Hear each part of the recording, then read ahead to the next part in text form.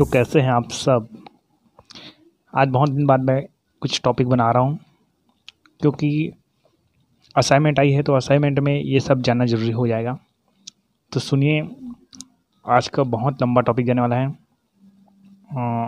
तो आज का जो चैप्टर है वो है ऊष्मा और ताप, अध्याय 3 का हीट एंड टेम्परेचर। तो इसी के आधार पर हम लोग आज पढ़ने वाले हैं। जो टॉपिक उसका नाम है ऊष्मा ताप, है ना। तो नॉर्मल आपको बताता हूँ ऊष्मा क्या है, ऊष्मा की नॉर्मल परिभाषा देता हूँ। देखिए, ऊष्मा का ऐसा नहीं कि यही परिभाषा है, ऊष्मा का कई परिभाषा बन सकती है, जिसमें मैं थोड़ा सा नॉर्मल परिभाषा दे रहा हूँ कि ऊष्मा वह ऊर्जा है। ऊष्मा कोई पदार्थ नहीं, याद रखना, कोई पदार्थ नहीं है। ऊष्मा वह ऊर्जा है जो किसी पदार्थ के तापमान में बदलाव का कारण होता है। मतलब ये एक मैटर है, पदार्थ है, इस पदार्थ में अगर ऊष्मा की मात्रा है ना।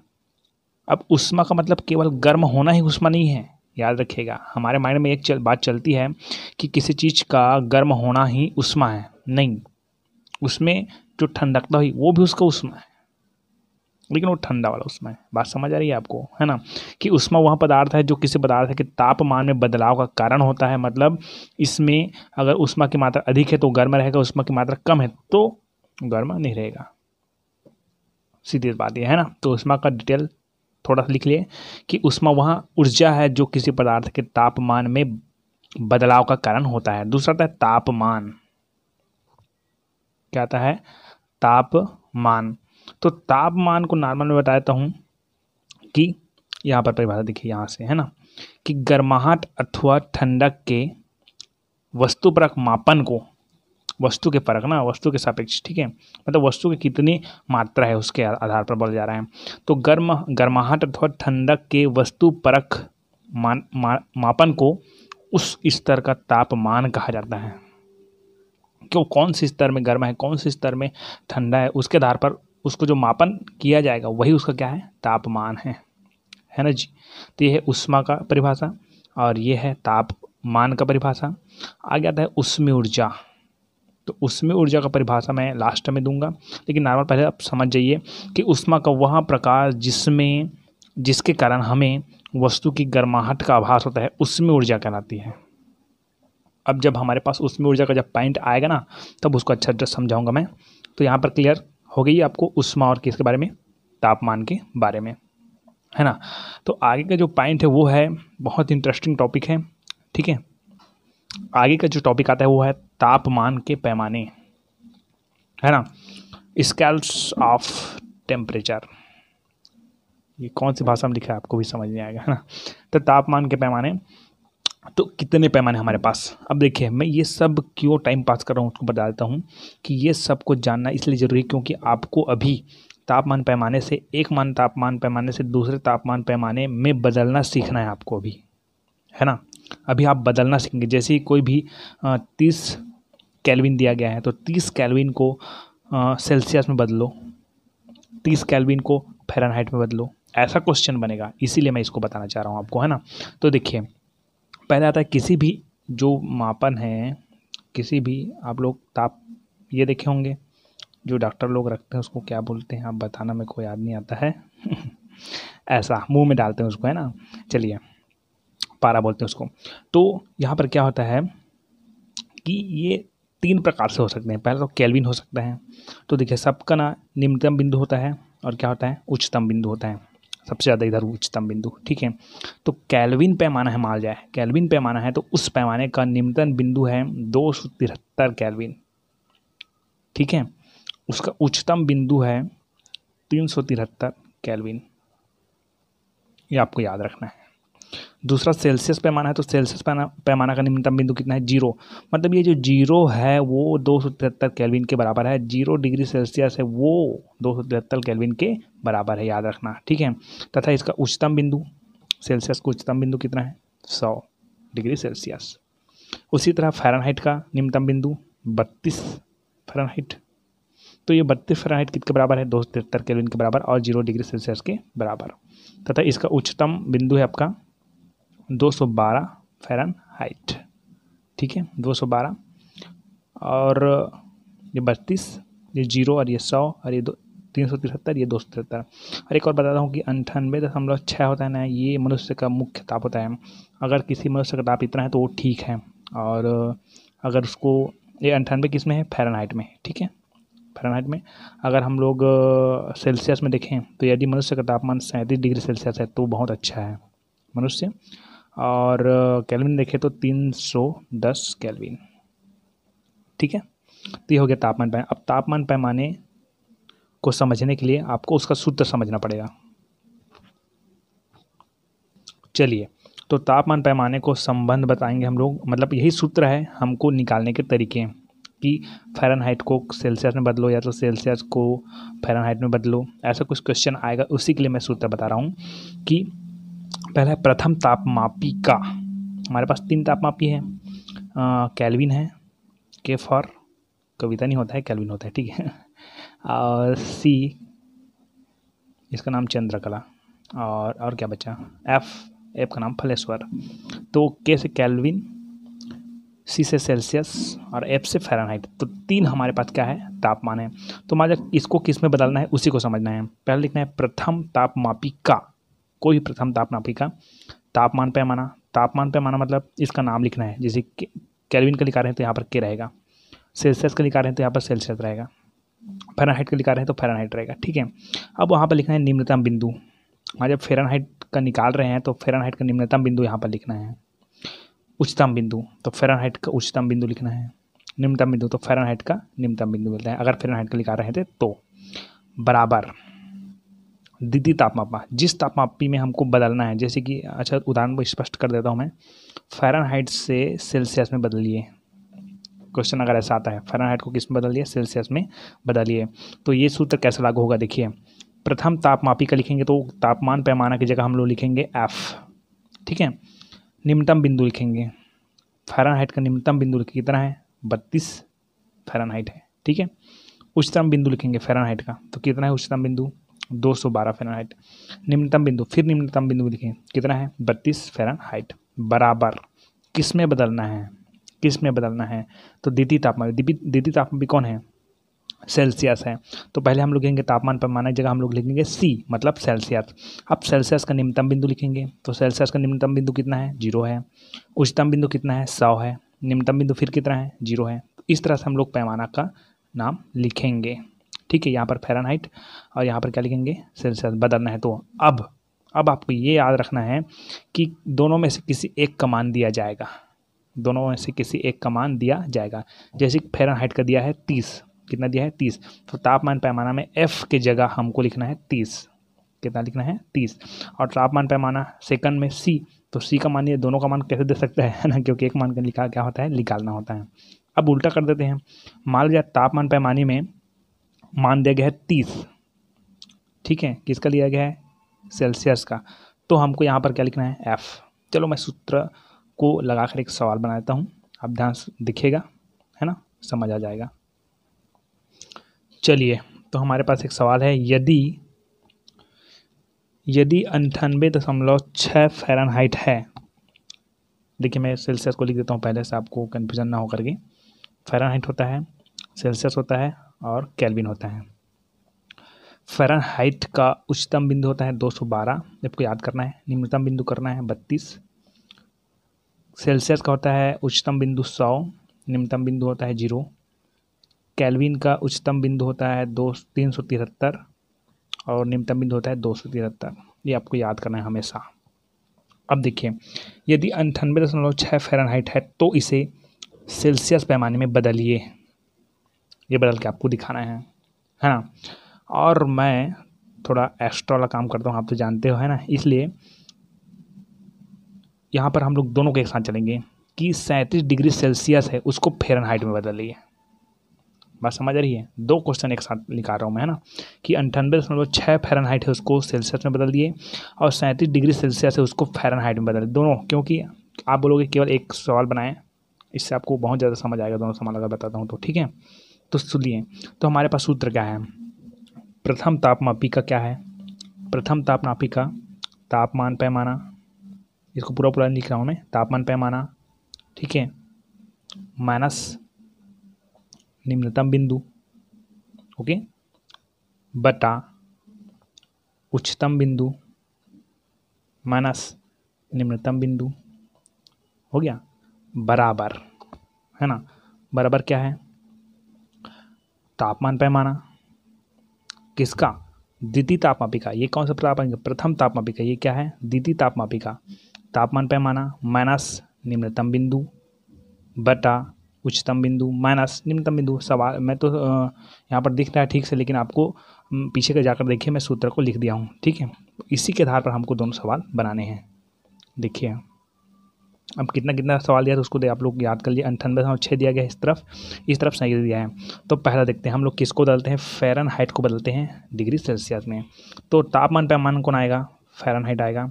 उसके बाद क्या आएगा, निम्नतम बिंदु, क्लियर हो गया, बटा उच्चतम बिंदु। तो फ़ारेनहाइट का उच्चतम बिंदु कितना है, 212, याद करने बोला था हमें, 212 माइनस फ़ारेनहाइट का निम्नतम बिंदु कितना है, 32।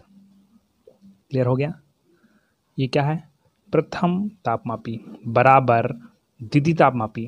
तो द्वितीय तापमापी क्या है, द्वितीय तापमापी किस में बदलना है हमने को, सेल्सियस में बदलना है। तो यहाँ पर हम लोग क्या लिखेंगे, सेल्सियस माइनस निम्नतम बिंदु।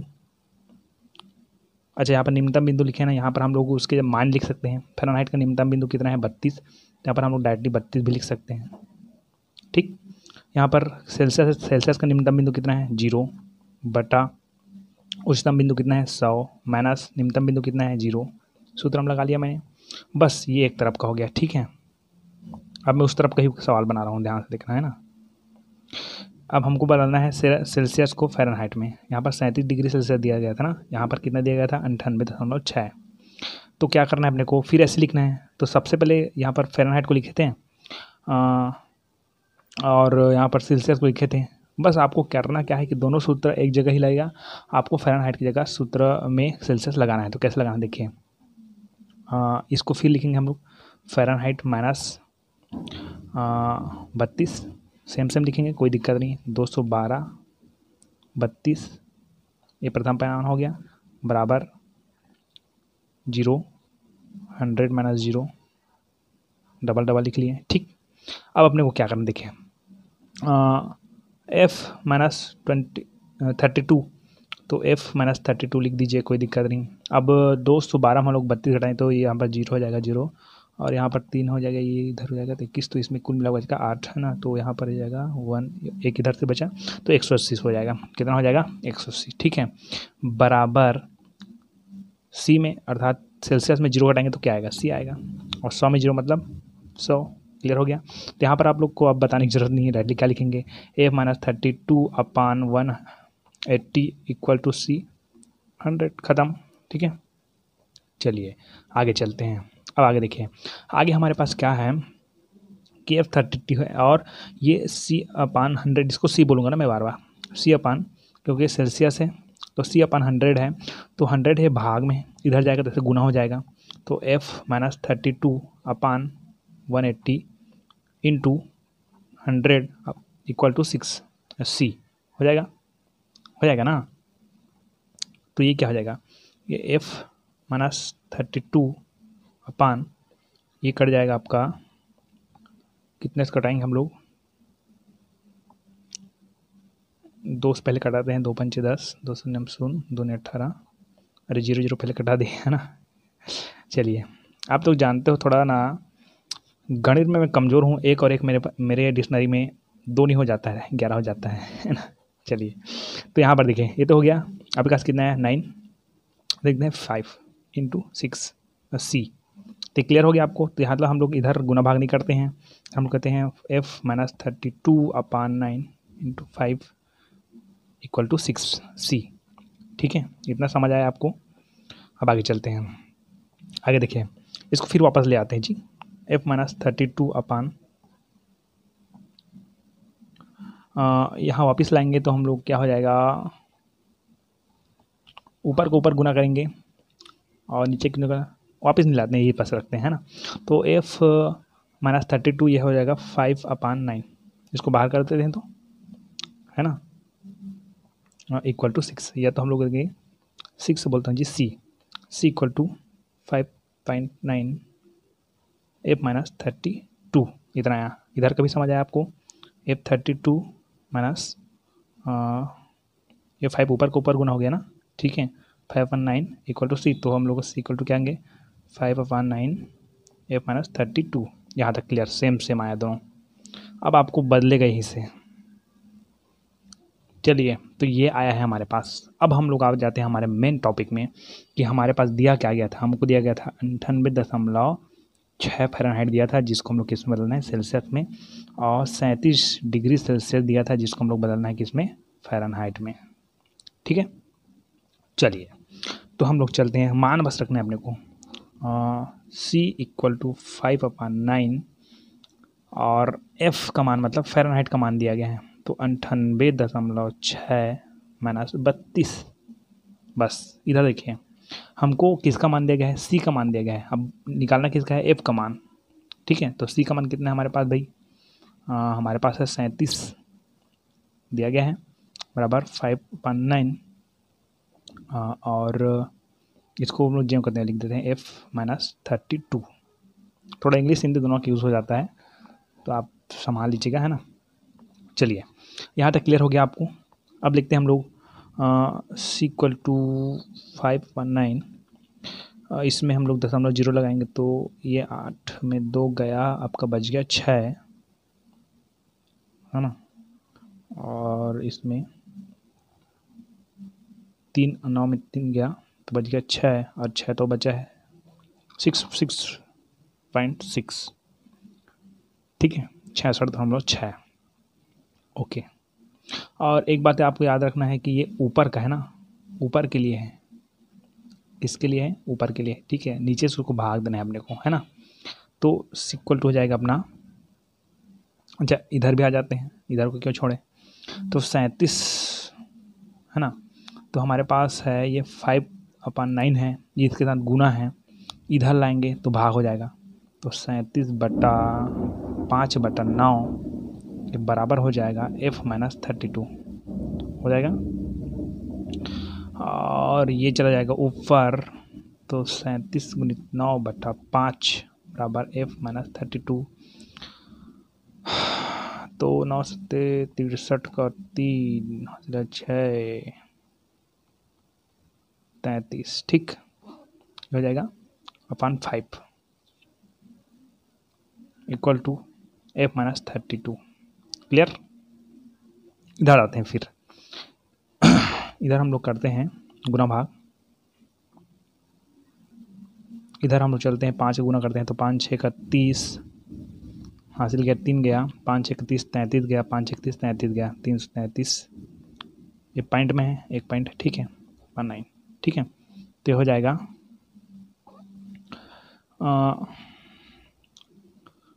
9 तिया 27, 27 में 6 बचा, 9 सत्ते 63 आ गया सेल्सियस का मान। ठीक, क्लियर हो गया। इधर चलते हैं, इधर देखिए, इसका हो जाएगा कितना हमारे पास, 5 6 का 30, 3 बचा, 5 6 का 30, 3 बचा, दशमलव कर देंगे, 5 6 का 30, ठीक, और 5 का 5, ये हो जाएगा 66.6 F माइनस 32। ओके, अब क्या करना है अपने को, 66.6 ये माइनस में, इधर प्लस हो जाएगा, प्लस 32 इंटू F, तो F का मान कितना हो जाएगा, 6 2 8 98.6। क्लियर, दोनों तरफ का बन गया। हमको 98.6 फ़ारेनहाइट को बदलना था, तो बदलने तो डिग्री सेल्सियस में मान कितना है, 37 डिग्री सेल्सियस, और हमको इधर 37 डिग्री सेल्सियस को बदलना था फ़ारेनहाइट में, तो फ़ारेनहाइट का मान कितना है अपने पास, 98.6 इज़ कंप्लीट। ठीक, इस तरह से आपको बनाना है, और बहुत सारे बनेंगे यहाँ पर सवाल, है ना। आगे एक सवाल आती है उदाहरण के रूप में, यदि किसी कमरे का तापमान 0 केल्विन है, ओके नहीं है, 0 केल्विन है, तो सेल्सियस पैमाने में, केल्विन है ना, केल्विन है, तो सेल्सियस पैमाने उसमें तापमान कितना होगा। तो आप लोग जानते हैं सूत्र रखिए, एक तरफ केल्विन रखना है, केल्विन का निम्नतम बिंदु कितना होता है 273 बटा उच्चतम बिंदु 373 माइनस निम्नतम बिंदु 273 बराबर किसने बदलना है केल्विन सेल्सियस में बदलना है। सेल्सियस का निम्नतम बिंदु 0 होता है और सेल्सियस का उच्चतम बिंदु 100 होता है, निम्नतम बिंदु फिर कितना होता है 0 होता है। तो क्या हो जाएगा ये k माइनस 273 अपान ये हो गया 0 गया, ये भी 0 गया और ये 100 इंटू सी अपन 100 ऐसा हो जाएगा, है ना। और यहाँ पर देखेंगे तो ये 100 कट जाएगा, सीधी बात है ना, इधर आएगा तो जे गुना हो जाएगा, कट जाएगा। तो क्या आएगा k माइनस 273 इंटू 6 बोल दिया मैं c, है ना जी। तो इतना प्राप्त हुआ अपने को। अब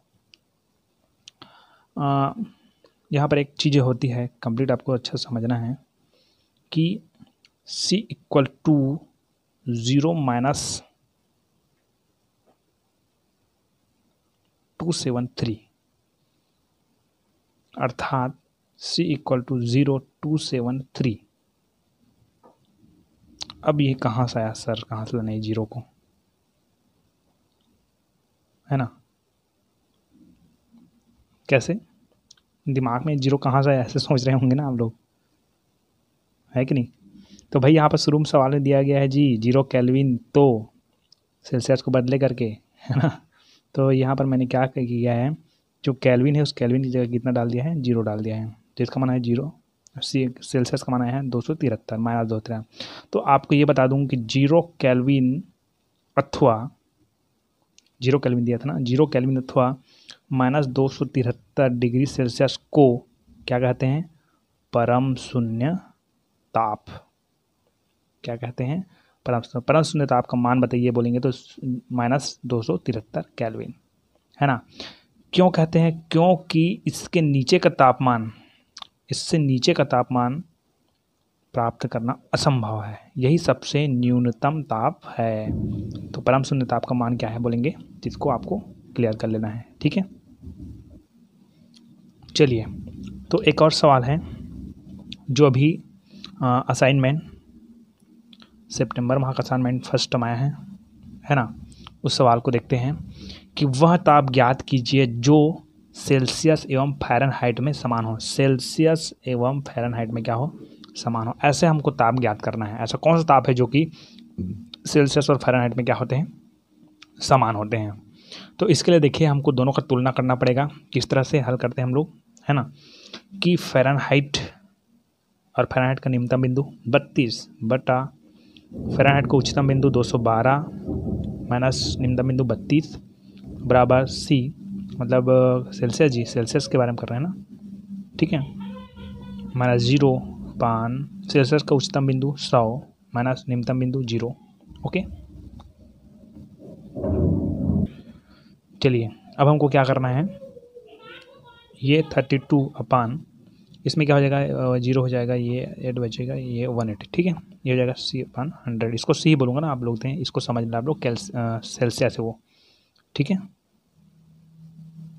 अब हम लोग चलते हैं इधर, देखिए इधर हमारे पास है f minus 32 upon 180 into f minus 32 upon 180 into 100 equal to c। Okay, तो हमारे पास क्या प्राप्त हुआ, तो हमको इस तरह से प्राप्त हुआ, है ना। ये क्या हो जाएगा 5, उस टाइम काटे थे ना, ये 0 0 काट दीजिए, 2 पंचे 10, 2 18 ख़त्म, ठीक है। तो 5 upon 9 f minus 32 into C, clear हो गया। ये ऐसा बोलेंगे c इक्वल टू